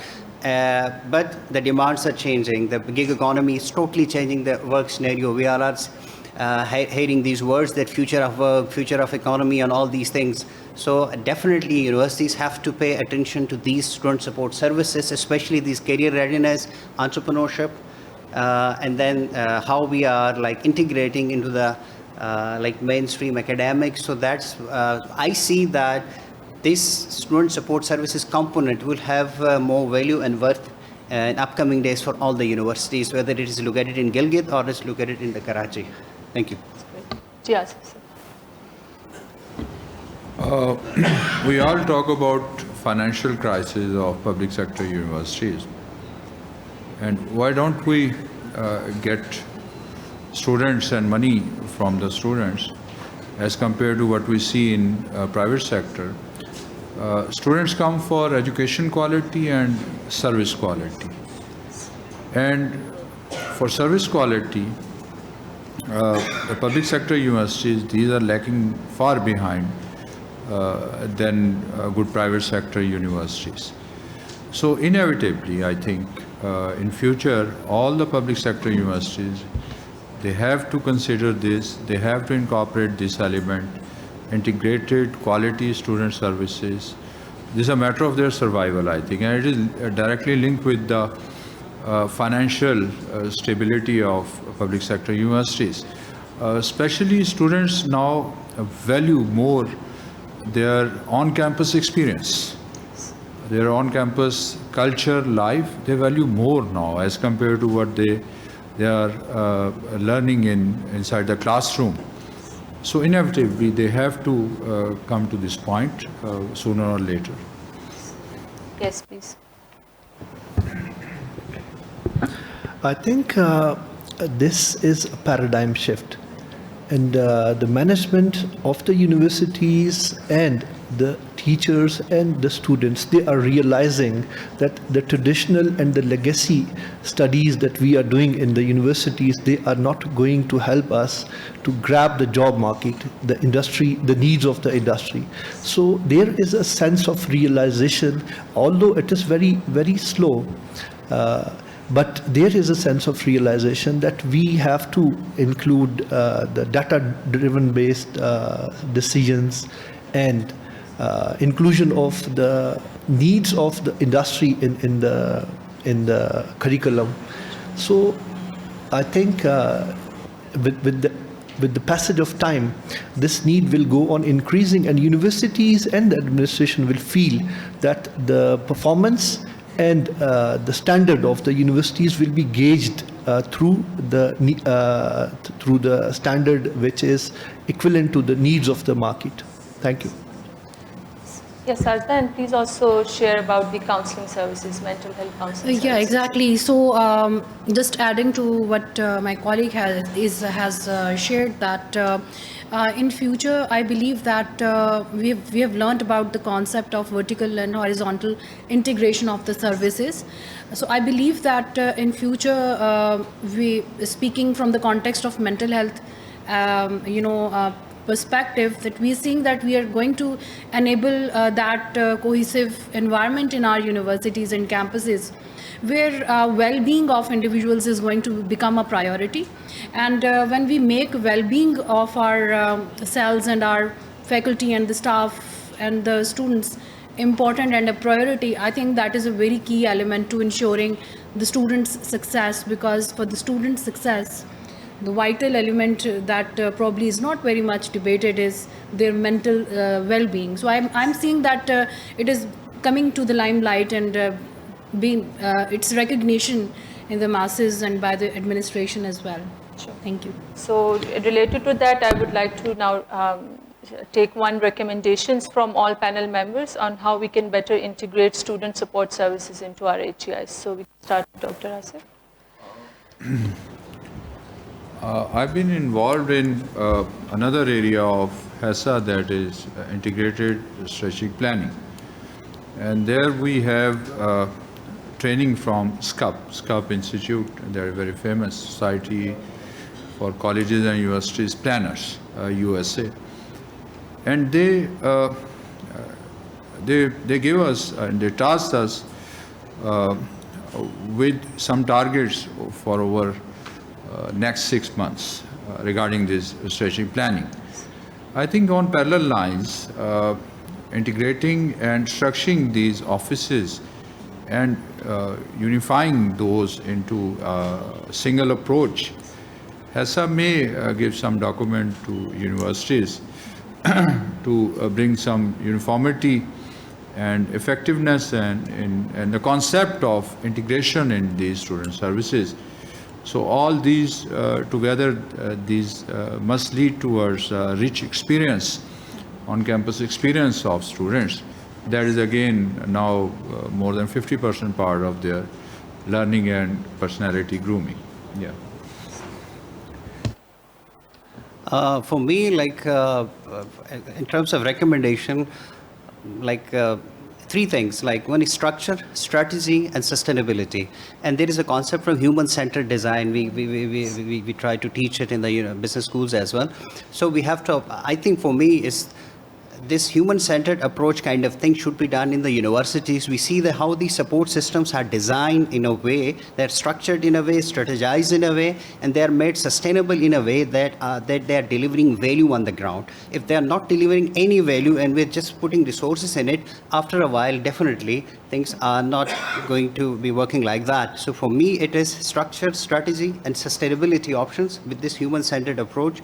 Within the universities, we have to establish, as we just discussed a little while ago, that these kind of these student support services are going to have be treated as more valuable in the upcoming days. So you have to be prepared, brace for this impact that is coming on the universities amid the gig economy trends. So for me, it should be more like something that is delivering value. We have to design it in a way that is delivering value. Otherwise, it's just kind of another burden on the universities that is just eating up the resources. I would like to add to the recommendations that have been made already that I think HESSA has kind of improved our networking with the fellow universities, and we have learned quite a lot about what are the strengths and limitations of these universities. So I would suggest creating a platform, consortia sort of a thing for the counseling centers. I think through HESSA platform, establishing such a platform is going to help us, carry on sharing of our resources, and that is going to help us bridge the gaps that some of the universities have, for example, who do not have counseling centers. So such kind of platforms are going to be hub for further training programs, arranging more opportunities to collaborate with each other. Thank you. I would like to add that with the fostering of the entrepreneurship, integrating the partnership, and inculcating the soft skills necessary and essential for the job market will help us to bring the universities up to the mark. Thank you. So my last point is related to student employability, which is our common goal. So please share one recommendations for our HEIs, how we can contribute towards increasing student employability in Pakistan. Yes, Dr. Asif. The concept of employability has been changed now. It's not the certification or degree itself. It's a certain set of skill set. And when we say employability skills, we can enlist 4 or 5 major skills apart from their trade skills. Those are needed. And mainly these are interpersonal skills, teamwork, communication skills. So universities should work on these in a structured way, both within the class and out of classroom. Most of the time, the students, they spend out of the classroom, and this should be made an opportunity of the learning in terms of activities. As Mahfouz mentioned, student-centered learning. This concept, it has to be brought into, and as much as possible, we should go for a one-on-one mentoring somehow, somewhere, so making the on-campus experience very much personalized. This is what the students are looking for nowadays. And this generation is very different, we all know this, and we have to have some new means to communicate with them and to get them along in our this university cultural life and this academic life. Yes. Ms. Mahfouz. Well, as I think I discussed these theories a little while ago, that the traditional model is working on that human capital theory. Now, it's technology-based skill change theory, whatever it is, the skill-biased change theory. So if we are aiming for more employability in the market, we are trying to promote more entrepreneurship, we have to do some basic structural changes in the way we are offering these degrees. So the two quick things, one is outcome-based skill-oriented education and promoting entrepreneurial mindset in the universities. I would rather say this entrepreneurship mindset is more important as compared, yes, entrepreneurship centers, incubation centers, they all work, they all help, but this mindset at the very first, at the outset of their degree, that they have to be creators, they have to be the problem solvers, and this will be done through this outcome-based education approach and the skill-based approach in our education. These two things would definitely help us to promote in a way to generate more employment and to prepare more entrepreneurship that would play a role in the society and the economy in Pakistan. Dr. Sarsu. And I would like to add to these points that for student employability, I think it's essential that we give them essential skill sets that are necessary for them to feel confident about their own abilities. And as a university, higher education institutes, it's our core responsibility to impart those critical thinking and creativity skills, and alongside address, because a lot of times when these students are coming to the universities, they're coming with a lot of burdens on them. They, as I mentioned in my talk as well, that these students have financial constraints. A lot of them are doing freelancing and part-time jobs to meet the demands. And I think university can give them some sort of a space, probably to have them vent out, or probably have them address those burdens that are probably the reasons why they are feeling lack of confidence and all that. So I think it's important that the universities, alongside other skill sets that we're talking about, giving them platform where they feel empowered, inclusive environment. Nobody feels left out because of their particular constraints. They're coming from certain background. I mean, sometimes I come across students who say that they want to do a particular job, but they have constraints from their families, don't give them any permission and all that. So I think that giving them empowerment to think about the alternatives within their contexts is where the role of HEIs is. Thank you. Dr. Said. I would like to add that updation of the curriculum is very much important according to the needs of the job market. And it is very much needed that a sense of lifelong learning should be inculcated in the students, and the teacher should adopt these strategies. जैसे इकबाल ने कहा ना कि तगय्युर सबात एक तगय्युर को है बस ज़माने में कि only the change is permanent. And the system is changing, the requirements are changing, the job market is changing. So we have to inculcate a sense of lifelong learning in our students to adopt the change. Thank you. Thank you. The floor is now open for Q&As, and if you have any students, they are welcome to also share their perspective and ask questions. Yes, please. Aap or then aap. Ji. Ji, ye. Please also introduce yourself and your university. Assalamu alaikum. My name is Saghir Ahmed. I am Deputy Provost, University of Sawat, and this is my first appearance in this HESSA program. As this session is associated with student support and providing them opportunities to become entrepreneurs, my question is that as far as universities are concerned, they are offering 4-year basic degree programs. And what about those students who have not enough time and financial resources and they need to support their families?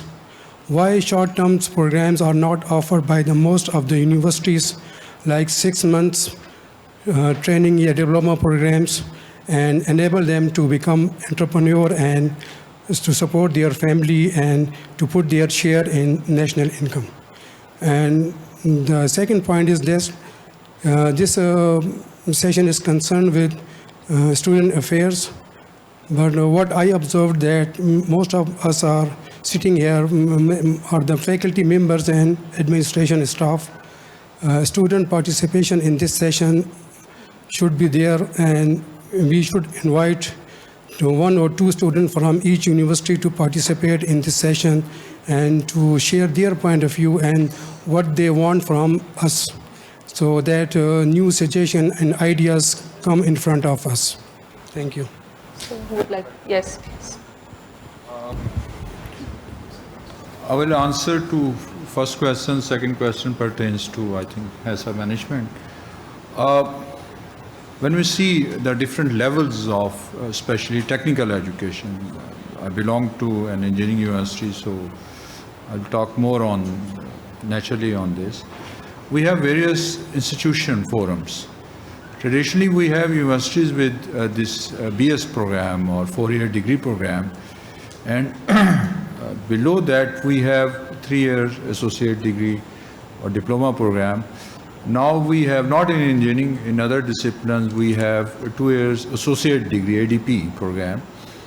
And then we have NAVTech and these sort of institutions where we have skill-based programs ranging from a couple of months to 7-8 months. So the availability of the program, their design and their quality, these may be discussed. But somehow we find these programs there, and like NAVTech, these operate through universities, and these provide a handsome amount of scholarship as well, financial aid to almost all students which are enrolled in these programs. So these programs are available, and traditionally we have universities, these start from this 4 years bachelor program. And some universities are there with 2 years ADP program, which can be later on integrated to this 4 years program. And at postgraduate levels, we have specialized PGDs, postgraduate diplomas there, and especially those people who are unemployed or who are employed but they find limited time. They get benefit from those programs, especially in our universities. We offer those in evening or on weekend modules. So there's a spectrum available that we can choose from. So thank you for your suggestion. And as part of HESSA, we work at the institution level with leadership, faculty and staff members, and we provide technical support and trainings. How they can better contribute in enhancing structure, practices and processes, and better increasing student support services at their HEIs. So, but moving forward, we will hopefully be able to work with students. However, it's we help them become trainer and facilitator. So our participants, when they go back to the university, they work with their faculty members, colleagues and students, and they provide trainings to them. Yes. Thank you very much. I am Dr. Manzoor Ali, and I am head of physics department in Karakoram International University. What our panelists said about the knowledge and skills is very good, and I agree with them. But one of the important things I feel is the attitude of the students, and we are not doing any tangible or structured program at the universities to make our students' attitude positive. And nowadays, in this modern world, it's very important for our students that they should be positive in their attitude. And I think that we should develop such a programs in our university to make our students' attitude positive, and there should be a mechanism to assess their attitude as well, and reward. There should be some reward for the students. I think this will be very important for the success of our students. Thank you.